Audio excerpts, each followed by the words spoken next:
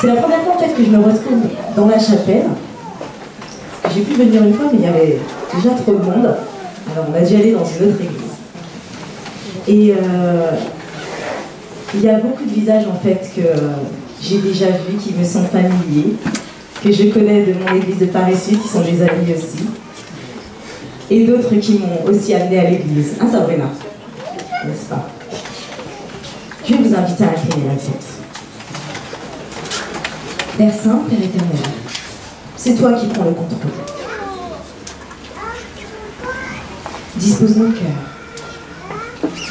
Au nom de Jésus. Amen. Amen. Amen. Je tiens à rendre gloire à Dieu. Gloire à Dieu parce que je sais que ce n'est pas de mon propre fait que je suis devant vous.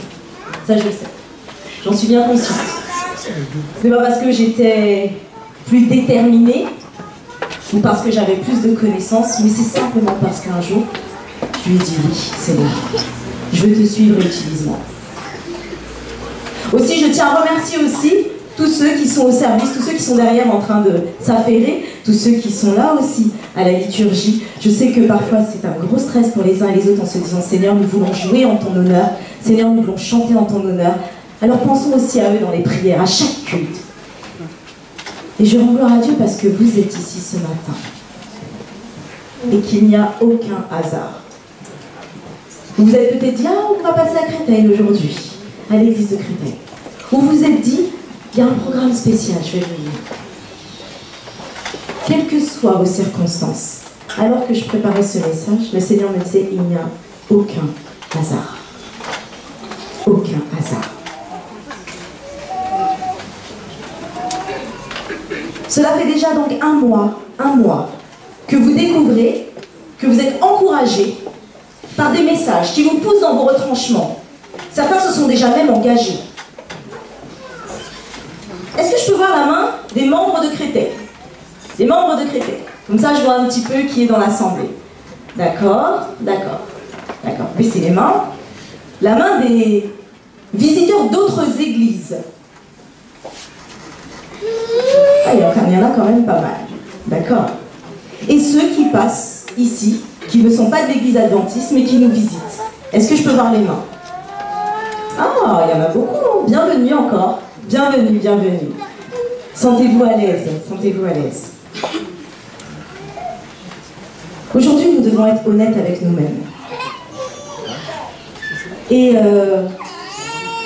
nous avons besoin même d'être honnêtes avec nous-mêmes. D'arrêter de nous voiler la face. Parce que nous nous voilons trop souvent la face. C'est beaucoup plus facile d'ailleurs de se voiler la face sur plein de choses. Mais aujourd'hui, nous devons arrêter d'être au clair avec nous-mêmes. Après, quand nous serons au clair avec nous-mêmes, nous pourrons dire, moi je choisis d'avancer comme ça. Mais à la base, nous devons être au clair avec nous-mêmes. Et nous allons comprendre pourquoi. Le thème aujourd'hui est sa main sur la poignée. Sa main sur la poignée. Je reviens bientôt. Mais le titre de ce message sera « Ouvre ta porte ». Ouvre ta porte. Répétez-le. Ouvre ta porte. Ouvre ta porte. Retenez-le bien. Nous allons aller à Apocalypse 3, verset 20. Apocalypse 3, verset 20.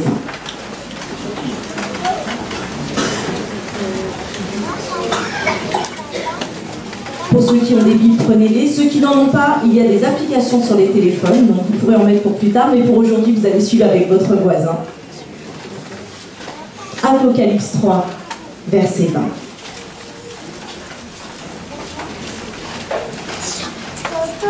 Voici, je me tiens à la porte et je frappe. Si quelqu'un entend ma voix et ouvre la porte, j'entrerai chez lui, je souperai avec lui, et lui avec moi. J'entrerai chez lui, je souperai avec lui, et lui avec moi. Sa main sur la poignée, je reviens bientôt. Sa main sur la poignée, je reviens bientôt. Quand on pense à ça, sa main sur la poignée, je reviens bientôt.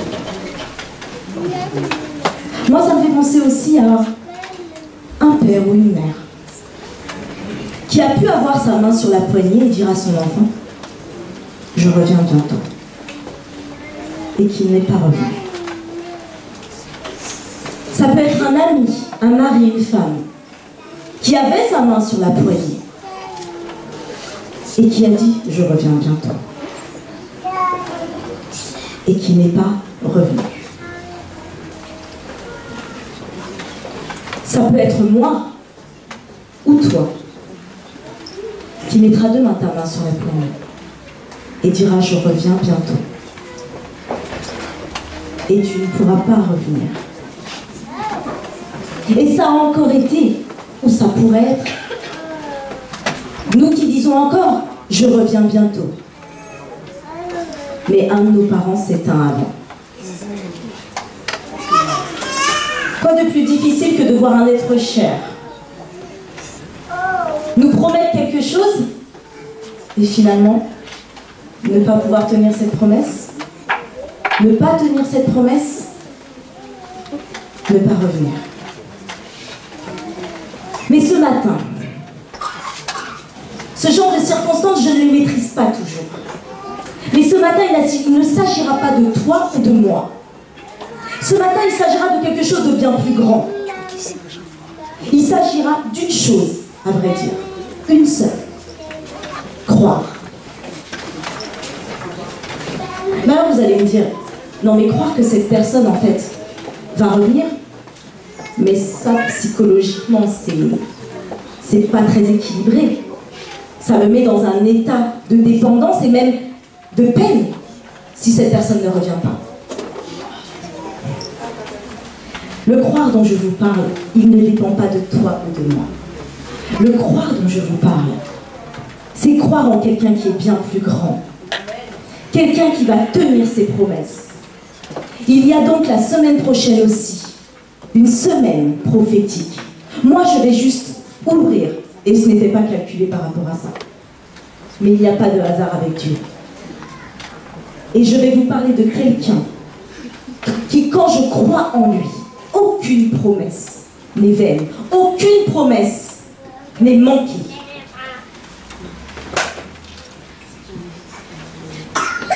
Ce matin, je pourrais parler des heures de mon témoignage, mais ce ne serait que d'humain à humain.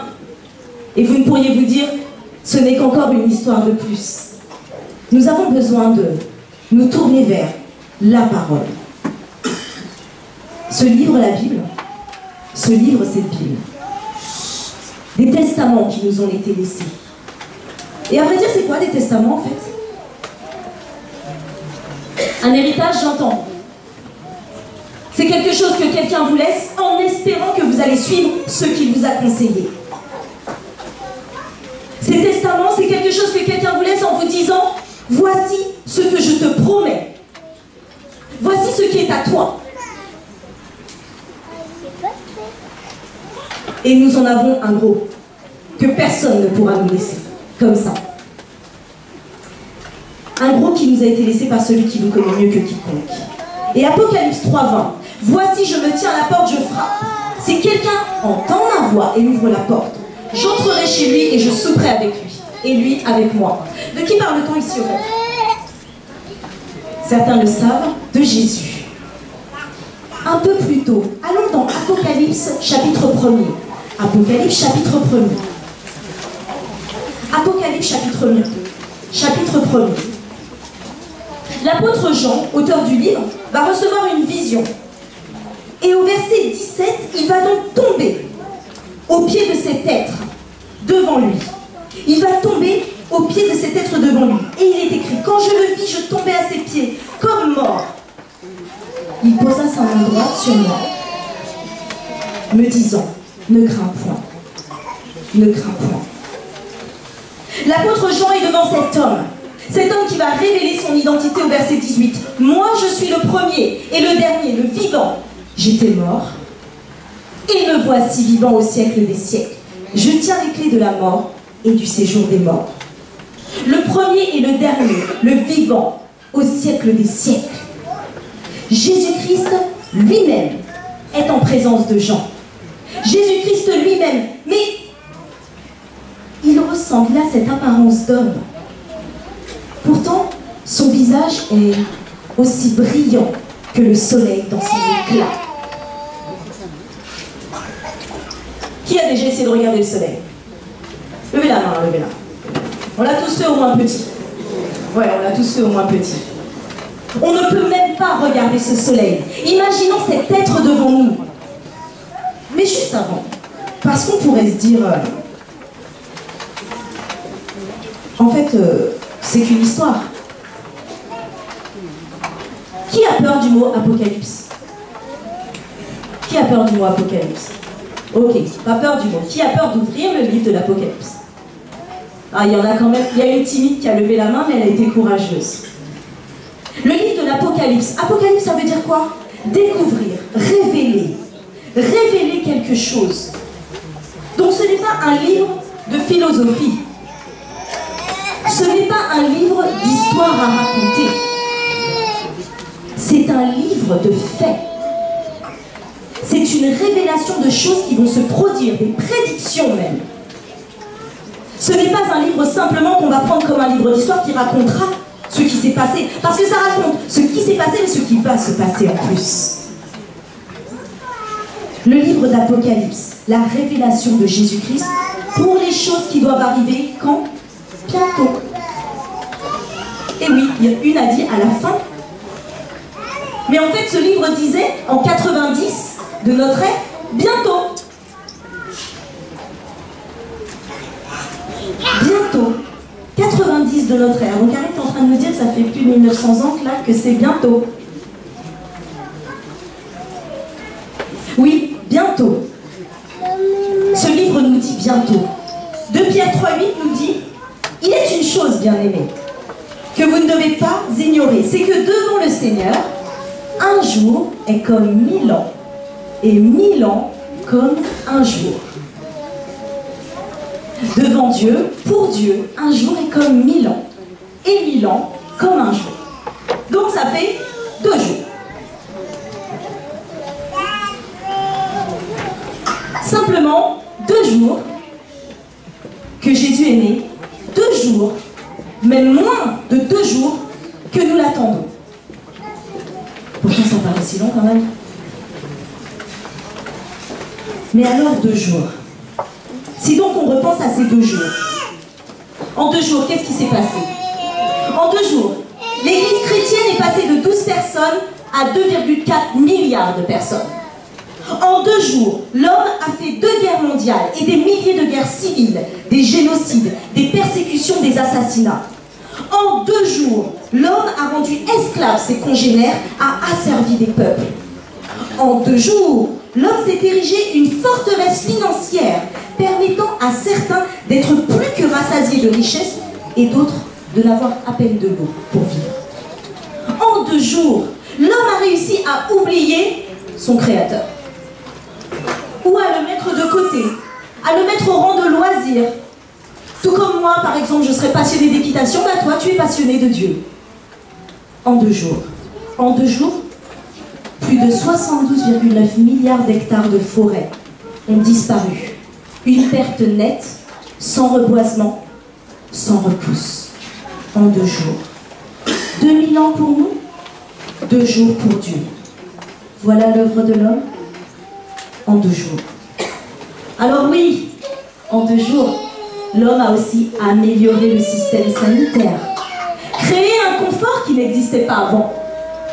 Mais concrètement, combien de personnes sont mortes de ces essais cliniques? Le sait-on?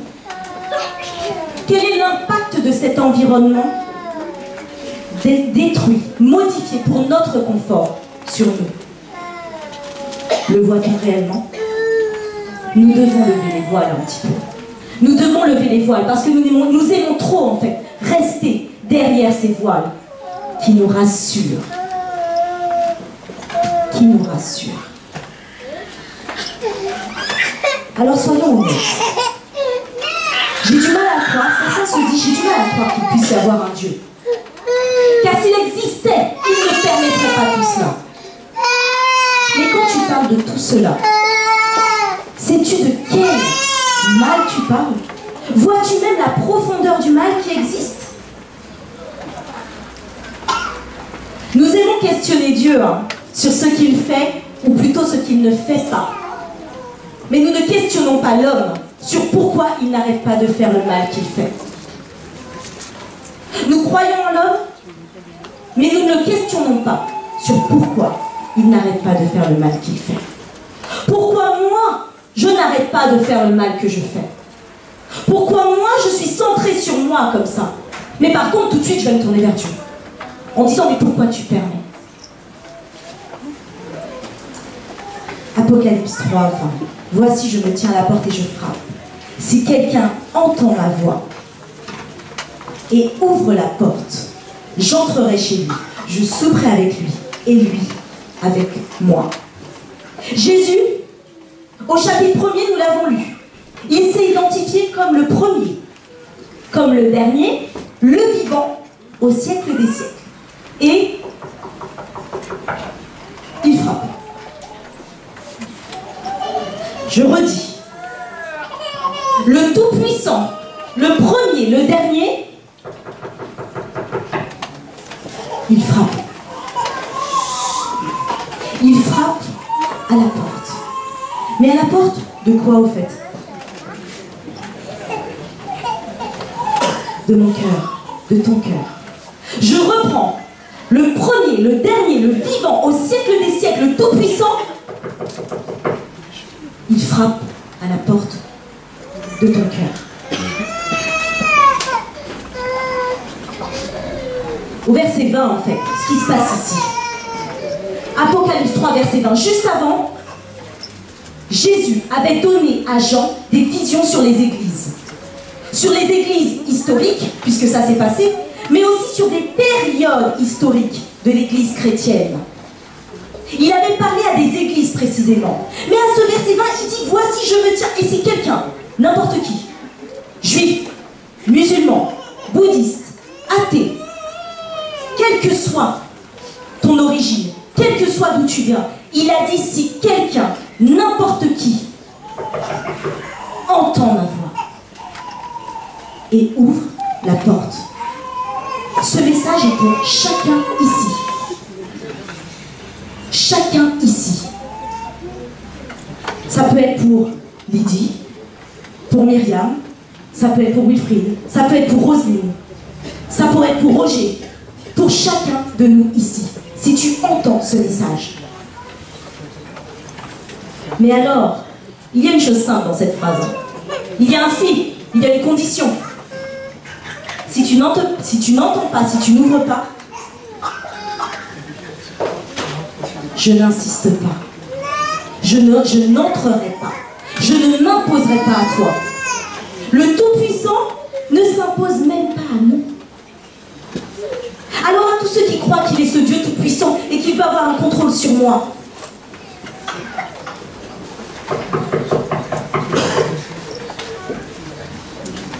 je frappe à ta porte, simplement. Le maître des lieux, le maître de ce monde, le Tout-Puissant, demande l'autorisation pour entrer dans ton cœur. Demande l'autorisation pour venir avec toi. Souper, pas simplement prendre un snack avec toi, hein. Être là et puis dire avoir une petite discussion avec toi. Le terme souper ici, c'est un mot qui veut dire le repas principal. C'était celui où on faisait toutes les affaires. C'était celui où on prenait le temps d'échanger. Ce maître, il frappe. Et il veut que tu ouvres cette porte pour prendre le temps avec toi. Alors si tu crois que tu as besoin de tout connaître, si tu crois que tu as besoin d'être déjà transformé, si tu crois que tu as déjà besoin d'être en haut pour t'approcher de lui, non. Ouvre simplement la porte. Ouvre simplement la porte. Et lui, il veut venir fraterniser avec toi. Il veut venir discuter avec toi. Pose-lui toutes tes questions. Trop souvent, nous croyons qu'en venant ici, nous sommes obligés de suivre sans poser de questions. D'ailleurs, ça me rappelle quand je suis venue ici, enfin, à l'église en tout cas, les amis qui m'y ont amené, Quand j'étais avec eux, à ce qu'on a fait tout à l'heure, il y avait la leçon et on faisait la leçon. Et moi, on m'avait dit, ben, on n'a pas le droit de lire la Bible, puisque toute ma famille est catholique. Donc je ne la lisais pas, mais je voulais lire. Donc quand ils m'ont dit qu'à l'église, on la lit, on l'étudie, j'ai dit, ah bon, ben, je vais venir voir alors. Et quand je suis arrivée, ils étaient en train de discuter du texte qui dit « Si on te frappe sur une joue, tends l'autre joue. » Mais imaginez dans une classe de jeunes. Ils ont entre 18 et 23 ans. Oh, il n'y a pas moyen, hein. Moi je tends pas l'autre joue. Hein. Alors je disais à un ami, qui est mon mari, je disais « Mais tu peux pas dire ça, la Bible elle a dit tu dois tendre. » Il dit « Mais si je suis pas d'accord. » Il y a des choses avec lesquelles nous ne sommes pas d'accord. Et c'est exactement ce que Dieu veut. Il veut simplement que tu ouvres la porte et lui va discuter avec toi. Ouvre simplement la porte et lui va te montrer. Parce que lui, il connaît le début, il connaît la fin. Il connaît exactement où tu te trouves en ce moment. Mais par contre, si tu ne veux pas ouvrir la porte, il reste là. Quand il frappe, ce n'est pas il frappe et il s'en va. Le mot frapper ici, avec le présent qui est utilisé, c'est pour dire il continue à frapper. Il continue à frapper. Et il attend. Il reste là, il attend à la porte. Celui qui a sa main sur la poignée, celui qui est là et qui pourrait ouvrir la porte, celui qui dit je reviens bientôt, il frappe à la porte de ton cœur et il attend. Il frappe à la porte de ton cœur et il attend. Une chose est sûre, si nous fermions cette porte-là et que vous étiez arrivé à l'église, dans cette église, avec une porte fermée, quelle aurait été votre réaction? Ah, peut-être qu'il prie, mais au bout d'un moment, vous voyez que cette porte ne s'ouvre vraiment pas. Ah, c'est peut-être fermé. Une porte fermée veut dire ne pas entrer. Pour certains. Une porte fermée veut dire pour d'autres accès restreint, limité. Une porte fermée, c'est ne pas déranger. Une porte fermée, c'est je ne veux pas communiquer avec toi. Une porte fermée, c'est laisse-moi tranquille un petit peu, ou je veux être tranquille. Je ne veux pas être dérangée. Quand tu fermes cette porte de ton cœur, avec qui te retrouves-tu? Avec tes peines? Avec tes rancœurs? Avec ce que tu crois connaître? Avec qui te retrouves-tu quand tu fermes la porte de ton cœur à ce Dieu? Avec toi et toi?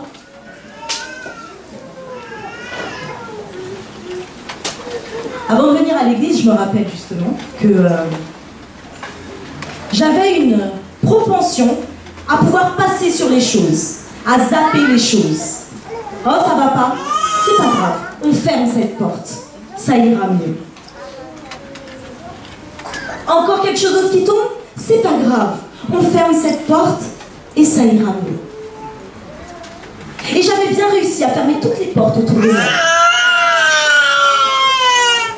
Mais quand vous vous retrouvez seul, avec des portes fermées, en considérant que vous vous êtes sécurisé dans votre endroit, vous êtes face à vous-même.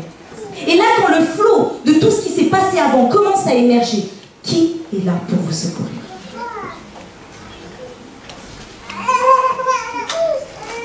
J'avais demandé à ce Dieu, justement, que je ne connaissais pas, j'aimerais bien lire ta parole. Et ses amis sont arrivés à ce moment-là. D'ailleurs, c'est très important, les amis. Vous avez des amis, vous avez de la famille. Vous avez un impact sur eux. Et vous qui êtes là aujourd'hui, vous entendez ce message et vous avez aussi des amis. Ces amis m'ont fait comprendre, ne serait-ce que par leur témoignage, qu'il y avait quelque chose de bien plus grand que toute cette sécurité que j'avais mis autour de moi. Il a fallu du temps. Et je me suis assise à table avec Dieu. En me disant, mais pourquoi faut pas faire ça? Mais pourquoi faut pas manger ça? Mais pourquoi ce jour-là? Pourquoi venir le samedi?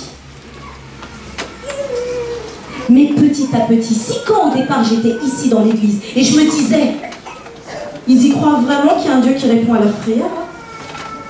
Oui, je pensais comme cela, en me disant, non mais individuellement d'accord, mais pas tout le monde qui prie en même temps, et le Dieu il répond à tout le monde et on voit les réponses à ce Dieu. Je me demandais même si ça n'avait pas été quelque chose de bien manigancé pour qu'on essaye tous de fonctionner un peu en harmonie.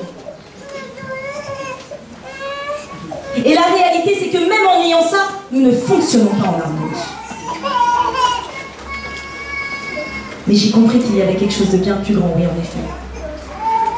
Quelque chose de bien plus grand après quelques années où j'ai discuté avec lui à table. Je n'ai pas ouvert la porte tout de suite. Et c'est pour ça que je le dis à chacun. Si vous entendez, ouvrez la porte. Parce que moi, j'ai mis du temps.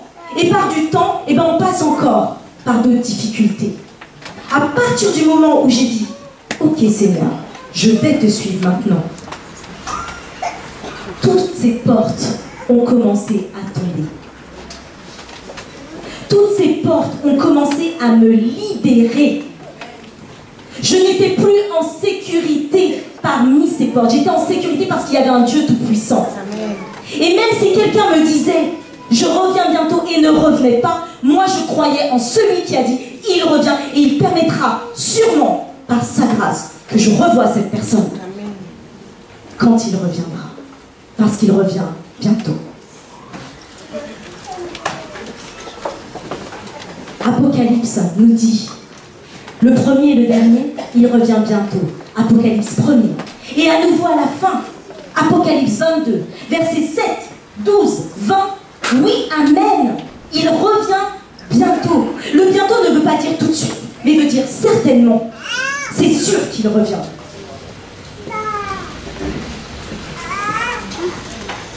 Si toi tu as fermé la porte de ton cœur, si toi tu as fermé la porte de ton cœur pour une quelconque raison,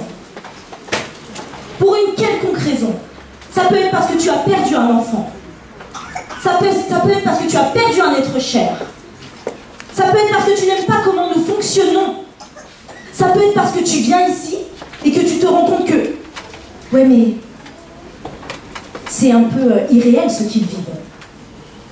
Ça peut être parce que tu te dis que dans ce monde, la science apporte plus de choses, la philosophie apporte plus de choses. C'est encore une porte fermée. Parce que personne ne sait comment tout a été créé, si ce n'est qu'il y ait un créateur. Quelle que soit la porte que tu as fermée, par des peines, et parfois même, d'autres ont fermé la porte pour toi. Quels que soient ceux qui ont fermé la porte pour toi, maintenant, ouvre cette porte. Tu n'es pas en sécurité avec toi-même. Il y en a un qui te connaît, un qui peut décrire toutes choses, un qui est venu, qui est monté et qui va revenir. Certainement, c'est sûr. Ouvre la porte de ton cœur et laisse-le faire. Ouvre simplement la porte de ton cœur, dis-lui, oui Seigneur, je veux ouvrir cette porte et je veux souper avec toi. Je veux te connaître. Fais simplement ça et tu verras les choses changer. Comme je vous l'ai dit, j'étais négociatrice. Je voulais même ouvrir mon spa et j'étais loin de me dire que j'allais être là. Théologie? Oui, je veux bien apprendre sur toi. Pasteur?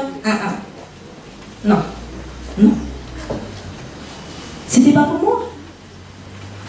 Mais quand vous arrivez en dernière année et qu'on vous dit mais tu vas faire quoi alors? Bah je sais pas, peut-être missionnaire. Peut-être retourner dans le monde du travail et servir Dieu. Mais là, je comprends, mais tu veux me servir ou pas? Bah Seigneur, ouvre les portes. Et c'est cette porte qui s'est ouverte. Et aujourd'hui, je peux remercier, je rends gloire au Seigneur chaque jour de pouvoir voir ma transformation, mais les transformations autour de moi. De savoir que ce n'était pas de mon fait, mais que quand nous lui disons « Seigneur, j'ouvre la porte », il est prêt à tout pour nous. Alors que j'invite Lydie à me rejoindre, Lydie qui va chanter un chant. Un chant, j'abandonne à tes pieds mes fardeaux. Nous avons besoin d'ouvrir nos portes. Tu as besoin d'ouvrir ta porte. Tu crois connaître, mais lui est le Créateur et connaît toutes choses. Il dépassera même tout ce que tu crois. Tu as besoin d'ouvrir ta porte.